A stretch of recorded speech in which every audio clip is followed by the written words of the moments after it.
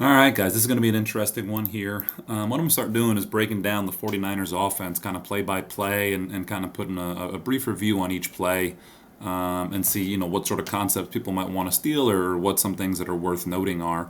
Very first snap of the game in the Super Bowl this past year. You saw their base play, which is just that outside zone staple, whether you call it wide zone or outside zone. They're trying to press the edge of the defense. The running back's path should be, off the real or imaginary tight end, which is kind of where Debo is lined up here at the top of the screen right now. So that's kind of the real or imaginary tight end, whatever you want to call it. And that's where Christian McCaffrey's path starts. So I would call this outside zone right now.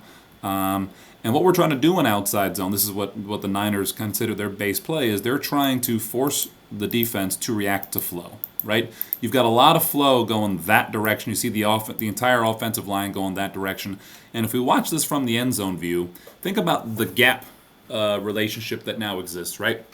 If this guy is in this A gap and the center starts moving this way, if this guy wants to maintain his run gap, he has got to go that way as well, right? So you're forcing the defense to react to this lateral movement on the part of the offensive line. And that does a couple of things as kind of a trendsetter for the 49ers offense. First is it prevents vertical penetration in a lot of situations. It's not to say that you can't get vertical penetration against outside zone. You definitely can, and vertical penetration on the front side is very problematic for outside zone. It's just difficult to get it because your gap is moving, and most defensive linemen then have to move laterally. What we also do here is now we try to create vertical seams for the back, right? The back is going to aim one by one off that real or imaginary tight end, and he's just going to read the edge block. As long as the edge block maintains leverage, he's going to keep working his eyes back until he finds a guy that he can fit in behind, right? So I think that's where he ends up going in here. He's just reading each block as he goes back, starting from the edge. As long as color is crossing his face and the defender is maintaining outside leverage, he's just going to keep working himself back until someone gets the cutoff. That's a kind of a crude way of describing the back's read. It gets a lot more nuance than that, and I'm sure over the course of this game we'll dig into it a little bit further. It's a really good job from the front four guys here on the Niners. Here's the reach. Gets down, right? We end up getting, hat on a hat everywhere. You can see here him giving the hand to help to stop this guy shooting through the front side gap while still climbing.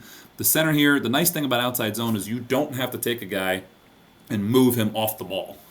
Right, we look at the center right now. The center gets a great block on the nose tackle here, but the nose tackle is still in the backfield. There's no vertical push from the offensive line here. It's all lateral. Lateral movement from the offensive line is going to create seams. Now, the key is, can you then cut off on the backside? Because if you can get lateral stretch going this way and cutoffs on the backside, wherever the back decides that he needs to get vertical, he can trust he's not going to get whacked by backside pursuit. That's also why most outside zone coaches will say there's not really a cutback in outside zone. Like if we watch this play in real time, the untrained eye might say, wow, look at that cutback from Christian McCaffrey. But realistically, this is not really cutback. We see Christian McCaffrey here, patient, downhill, and he goes vertical.